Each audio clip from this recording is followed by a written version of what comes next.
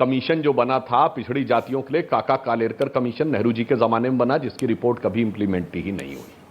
और ये कह रहे हैं मंडल कमीशन जनता पार्टी सरकार के समय बना, जनता पार्टी चली गई। इंदिरा जी और राजीव जी की सरकारों के समय में कभी इंप्लीमेंट नहीं हुआ। ये हम पे आरोप लगा रहे हैं कि मंडल के बदले में हम मंदिर लाए। क्या सर, आप इतने वरिष्ठ नेता होकर ऐसी तर्कहीन बात कैसे कर सकते हैं? श्री राम जन्मभूमि का शिलान्यास 9 नवंबर 1989 को हुआ।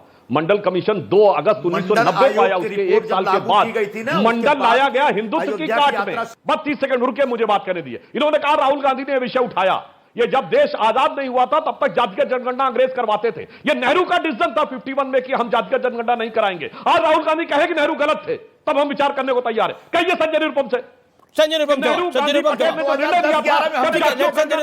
वो गलत था, उसके बाद राहुल गांधी बोले। बोलिए ना, ये क्या कर रहे हैं? ये नेहरू ने कहा था ना कि जात की गणना नहीं होगी। आप बोलिए ना, कह दीजिए ना नेहरू। अब आप सुनिए ना, अब आप सुनिए, संजय निरुपम को सुनिए। अरे 1951 क्या चलेगा भाई? 2010 ये तो देश के संविधान निर्माताओं का निर्णय था कि जातिगत गणना नहीं होगी। सर, उस समय का एक फैसला था कि जातिगत जनगणना नहीं होना चाहिए। 2010-11 में जब हमने ये फैसला किया कि जातिगत जनगणना होनी चाहिए, इसका मतलब उस समय के फैसले से हम सहमत नहीं थे। और उसके बाद डॉक्टर मनमोहन सिंह की सरकार और सोनिया जी जिस यूपीए की चेयरपर्सन थी, उस यूपीए की सरकार ने फैसला किया। इसका मतलब 1951 में जो फैसला हुआ था उस फैसले से कांग्रेस सहमत नहीं थी, जिसकी वजह से हम आगे बढ़े। अब आप 1951 में नेहरू जी ने नहीं किया था, इसलिए आप नहीं करेंगे, तो नेहरू जी ने जो किया था आप सब करेंगे क्या? नेहरू जी से 100% आप सहमत हैं क्या? सुबह शाम तो नेहरू जी को दोष देते रहते हैं, और आज आपको जातिगत जनगणना नहीं कराने के लिए नेहरू जी का सहारा लेना पड़ रहा है। तो ये सब दुमुहापन बंद करिए साहब। एक सुधांशु, मेरा सवाल है, हर चीज में नेहरू जी कैसे आ जाते हैं सुधांशु जी? नहीं, अरे चलिए, आज बहुत अच्छी बात आपकी डिबेट नेहरू जी को ले आते हैं। सुनिए अमीश जी, आपकी डिबेट में यह बात इसलिए हुई कि पहली बार कांग्रेस ने मान लिया कि नेहरू जी किसी पॉइंट पर तो गलत मान लिया। इसके लिए मैं आपको साधुवाद देता हूं कि कांग्रेस से आपने स्वीकार करवाया। मैंने गलत शब्द का इस्तेमाल नहीं किया है। जो पार्टियां जातिगत जनगणना की बात, अरे ठीक है ना, 51 में आपने मान लिया तब।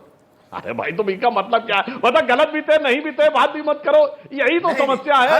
गायों गाभिन और बर्दों गाभिन ये नहीं चल पाता मानने वाले। ये कांग्रेस इसी में समस्या हो गई, ना खुदा ही मिला ना मिसाले सनम। अब सर, आप जातिगत जनगणना की जो बात करते हैं, उन सारी पार्टियों से मैं चुनौती से पूछता हूं, अपनी ही जाति का एक व्यक्ति बता दे जिसको इन्होंने अपने पार्टी का प्रमुख पद दिया हो। सपा ने किसी मुख्यमंत्री पार्टी का फैसला बताइए। राजद ने किसी मुख्यमंत्री राष्ट्रीय अध्यक्ष बनाया? कितनी जातियों को दिया? हम बताते हैं हमने कितनी पिछड़ी जातियों को दिया। मैं केवल हिंदी हार्टलैंड के अपने मुख्यमंत्रियों की बात बताता हूं। मुख्यमंत्री और उप मुख्यमंत्री कल्याण सिंह जी, उमा भारती जी, सुंदरलाल पटवा जी, बाबूलाल गौड़ जी, शिवराज सिंह चौहान, और सुनिए उप मुख्यमंत्री केशव प्रसाद मौर्य जी, सुशील मोदी जी, रेणुका देवी जी, तारकेश्वर जी, ये 9 मुख्यमंत्री सिर्फ कल्याण सिंह जी, उमा भारती छोटे 8 अलग अलग जातियों के। मैं चुनौती से पूछता हूं, गणना करके बताएं दूसरी जाति बता दें जो अपनी किसी एक जाति की पार्टी ने किसी दूसरे को मुख्यमंत्री बनाया हो। पूछिए, मैं इनसे पूछना चाहता हूं। और कांग्रेस ने कितने ओबीसी मुख्यमंत्री बनाए बताइए? हमसे कहते हैं ओबीसी विरोधी, मैंने 9 मुख्यमंत्री और उप मुख्यमंत्री बनाए। लेकिन यहाँ पर ओबीसी की जो सबसे बड़ी पैरोकार पार्टी बनती है वो समाजवादी पार्टी में, उसके बाद भी जाऊंगा। अनुराग भदौरिया, सवाल बहुत सीधा है। बंगाल के अंदर जहां ममता बनर्जी का शासन है और पंजाब में, हमने कुछ ऐसे डेटास को देखा है और जो रिलीज हुए हैं नेशनल कमीशन के, वो डेटा, पिछड़ा आयोग के वो डेटा है, वो डेटा कह रहे हैं कि बंगाल के अंदर मुसलमानों को ओबीसी कैटेगरी में दिखाया जा रहा है। और तो और हिंदुओं की जनसंख्या वहां 70% है, लेकिन ओबीसी की कैटेगरी के अंदर मुसलमान ज्यादा हैं। बताइए, ये जो इतनी बड़ी घुसपैठ हुई है, उसके ऊपर कितनी प्रेस कॉन्फ्रेंस करी है आपने? कांग्रेस का रीजनल यूनिट कम से कम बंगाल में तो बोल रहा है, आप तो कुछ बोल ही नहीं रहे इस विषय के ऊपर। क्यों? सुन तो ले, अरे बोला तो बोला। सुधांशु जी से पूछा जा रहा है ये हाथ सीधा है, तो सुधांशु जी क्या कर रहे हैं? ऐसे कर रहे हैं, ऐसे कर रहे हैं। अरे आपसे पूछा जा रहा है जाति जनगणना आप करवाना चाहते हैं कि नहीं, हाँ या ना? मना तो 1950 में चले जा रहे हैं, फिर पूछ रहे हाथ है, वो हाथ ऐसे करने लगते हैं। अरे आप ये बताइए, जाति जनगणना आप करवाना चाहते हैं या नहीं करवाना चाहते? हाँ या ना में जवाब दीजिए।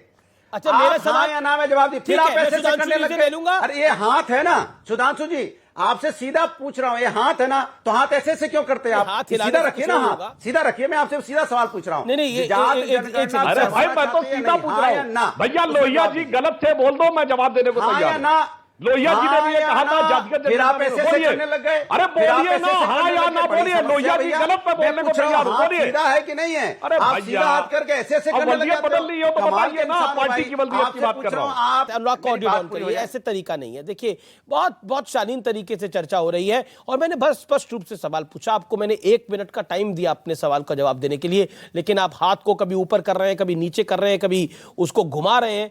मुझे नहीं लगता उस सवाल का जवाब आया है। मैं फिर पूछ लेता हूं, और 10 सेकंड का आपके पास समय है। क्या आपने एक भी प्रेस कॉन्फ्रेंस, अनुराग, आपकी पार्टी ने कोई बयान दिया जो अरे ओबीसी सुन तो के लीजिए मेरी साथ बात। बंगाल में हो रहा है, पंजाब में हो रहा है, पिछड़े वर्ग के अंदर जो घुसपैठ करने की कोशिश हुई सुन है लीजिए। और हो चुकी है घुसपैठ? अरे सुन तो लीजिए प्रभु। हाँ बोलिए।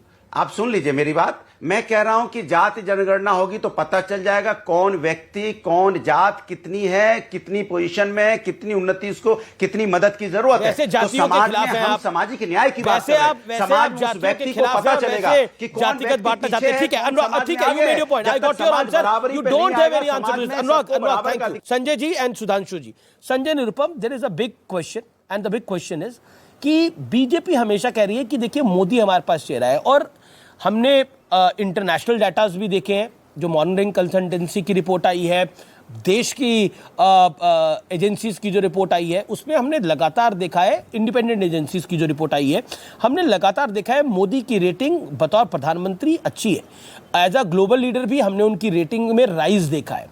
क्या आपको लगता है चेहरा महत्वपूर्ण होगा इस चुनाव में? क्योंकि हम कुछ कहें या ना कहें, लेकिन देश का वोटर चेहरा देखना चाहता है कि मेरा अगला प्रधानमंत्री कौन होगा, कौन होगा मेरा अगला प्रधानमंत्री। तो ये एक बड़ा पॉइंट है बीजेपी के पास। What is your take on this? Amish भाई, बीजेपी इसी सवाल को लेकर के पूरे देश को उलझाएगी। हमारे देश में पार्लियामेंट्री फॉर्म ऑफ डेमोक्रेसी चलती है, प्रेसिडेंशियल फॉर्म ऑफ डेमोक्रेसी नहीं है। व्यक्ति के चेहरे पे चुनाव नहीं होना चाहिए, पार्टी के विचारधारा के आधार पर चुनाव होना चाहिए।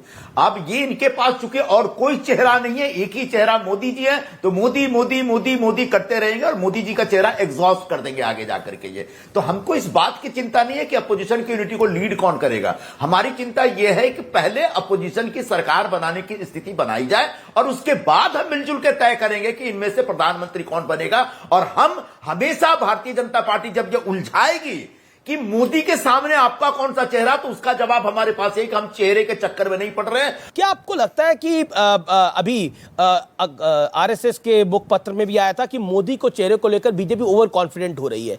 क्या आपको लगता नहीं है कि आपका एक ओवर कॉन्फिडेंस है जो आपको कर्नाटक में भारी पड़ा है, और मध्य प्रदेश से भी में बहुत प्रेशर में है BJP? What is your take? देखिए, पहली बात तो मैं संजय जी की बात कह दें कि हम चेहरे के चक्कर में नहीं पड़ते हैं। हमें तो, संजय जी तो मुझसे सीनियर हैं, हमें बचपन का याद है, जात पे ना पात पे, इंदिरा जी की बात पे मोहर लगेगी हाथ पे। अब हाथ से बात निकल गई तो आप बात से पलट गए, कोई बात नहीं। अरे मोदी जी जैसा नेता होना तो चाहिए किसी के पास, जो जांचा परखा खरा हो, तपा तपाया आजमाया हो, जिसने 9 साल में एक दिन की छुट्टी नहीं ली हो, हर छठे महीने विदेश जाके विदेश से भाषण न देता हो छुट्टी मनाने, और कभी कभी अज्ञातवास पे न चला जाता हो। इस प्रकार का जिसने गरीबी के उस दौर से शुरू होकर अपने दम पर आगे बढ़ते हुए पार्टी के विचार, व्यवहार और संगठन को ले जाते वो ऊपर जाके बैठे, कभी किसी की कृपा परिस्थितियों के समीकरण से आके नहीं बने। जैसे नेहरू जी गांधी जी की कृपा से, इंदिरा जी सिंडिकेट की लड़ाई में, और राजीव गांधी जी इंदिरा जी की दुखद हत्या की सहानुभूति में, और उसके बाद के एक्सीडेंटल प्रधानमंत्री की तरह नहीं बने। जनता ने कहा कि यह प्रधानमंत्री होना चाहिए और वो होना चाहिए। ओके, क्या संजय निरुपम, अरविंद केजरीवाल के अपनी महत्वाकांक्षा है वो प्रधानमंत्री बने, नीतीश बाबू प्रधानमंत्री बनना चाहते हैं, कांग्रेस चाहेगी कि राहुल जी या प्रियंका जी में से कोई आगे आए?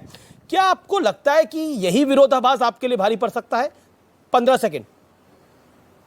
नहीं, ऐसा कोई ऐसा कोई विरोधाभास नहीं है। अगर सिर्फ कांग्रेस पार्टी की सरकार आनी हो तो मैं आज ही बता रहा हूं, हम सब की इच्छा है और हम सब चाहते हैं, योग्यता के आधार पर भी चाहते हैं कि राहुल गांधी ही इस देश के प्रधानमंत्री बने। लेकिन चूंकि सिर्फ कांग्रेस की सरकार नहीं आ रही, इसलिए हम ऐसा कोई आग्रह आज से नहीं रख रहे। चुनाव के बाद हम तय करेंगे, सभी पार्टियां मिलकर के तय करेंगे कि कौन सा नेता इस सरकार का नेतृत्व करेगा। लेकिन जहां तक लोकप्रियता की बात है, राहुल गांधी की लोकप्रियता में जबरदस्त इजाफा हुआ है, खासकर भारत जोड़ो यात्रा के बाद, जिसपे हजारों करोड़ रुपए पिछले 7-8 वर्षों में राहुल गांधी की इमेज खराब करने के लिए बर्बाद किए, फूके। बावजूद इसके भारत जोड़ो यात्रा के बाद देख लीजिए, सर्वसामान्य नागरिक इस समय राहुल गांधी को लाइक करने लगे, पसंद, और जबरदस्त पसंद करते हैं अभी। तो ऐसे में लोकप्रियता के ग्राफ में देखें तो मोदी जी से बहुत पीछे राहुल गांधी भी नहीं है। चलिए, एक बात अच्छी रही, संजय जी ने स्वीकार कर दिया कि सिर्फ कांग्रेस की सरकार नहीं आने जा रही है, चुनाव आते आते सरकार ही नहीं आने जा रही है, हो जाएगा। और आपकी स्थिति वो है कि आपकी तरह आपको जो हकीकत है मोदी जी के खिलाफ, विदेश से जाके बोलते हैं ना, अमेरिका की बात समझ में आ रही, व्हाइट हाउस से लेके आपके ननिहाल इटली की जो प्रधानमंत्री हैं जॉर्जिया लियोनी, उन्होंने मोदी जी की तारीफ की। ना ननिहाल समझ में आ रहा, ना ददियाल समझ में आ रहा है, लग रहा दिमाग का हाल बेहाल हो गया।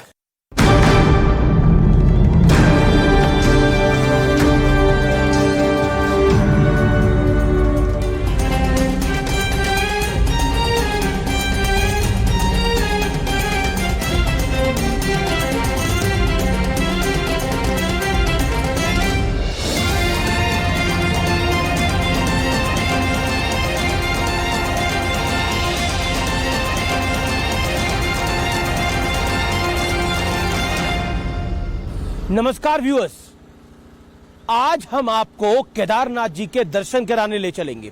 जानने और समझने की कोशिश करेंगे कि बीते 10 साल में केदारनाथ कितना बदल गया है। क्योंकि याद करिए, 10 साल पहले जो त्रासदी आई थी, जो त्राहिमाम हुआ था, हजारों लोगों की जान चली गई थी, बादल फटने के बाद किस तरह से घटनाक्रम केदारनाथ जी में बदल गया था, उसको समझने की कोशिश करेंगे, उसको बताने की कोशिश करेंगे। और आज इस समय हम मौजूद हैं फाटा में, और फाटा से हम सीधा चलेंगे इस हेलीकॉप्टर में बैठकर केदारनाथ जी। वहां पर जाके देखेंगे कि बीते 10 साल में केदारनाथ जी कितने बदल गए हैं, यानी वो धाम कितना बदल गया है, बीते 10 वर्ष में कितना काम हुआ है। ग्राउंड जीरो से उसकी सबसे सटीक जानकारी हम आपको देंगे। लेकिन एक पत्थर था, कहते हैं कंकर कंकर शंकर है, एक पत्थर था, एक शिला थी जिसने उस मंदिर को बचा लिया था। वो शिला कौन सी थी, उस शिला का महत्व क्या था, जानने समझने की और सोचने की कोशिश करेंगे कि उस शिला ने कैसे केदारनाथ जी को बचा लिया था। वो शिला क्या वाकई अलौकिक है? देखिए मेरे साथ आज का ये विशेष एडिशन।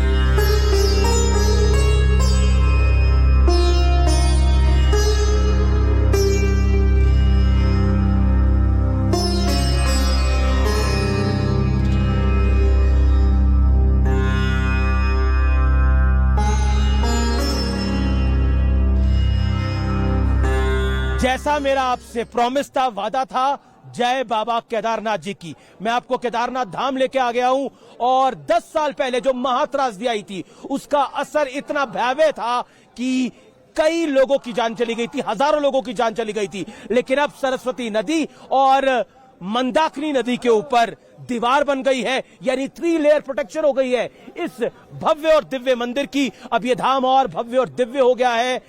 और प्रधानमंत्री मोदी बीते 9 सालों के अंदर 6 बार बाबा केदारनाथ के दरबार आ चुके हैं। और साथ ही साथ उनका स्पेशल फोकस रहता है यहां पर डेवलपमेंट के लिए और इसके पुनर्निर्माण के लिए।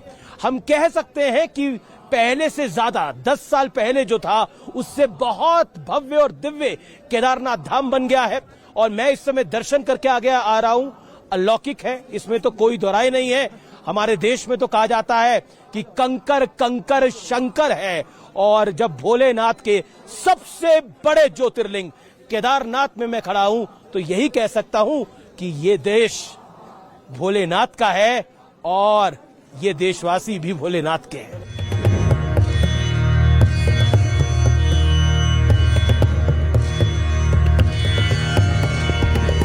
हम जैसा केदारनाथ धाम पे हैं, 10 साल पहले भयावह त्रासदी आई थी। कितनी बड़ी त्रासदी थी वो और क्या असर था? बहुत विकराल त्रासदी थी, बहुत सब कुछ तहस नहस हो गया था।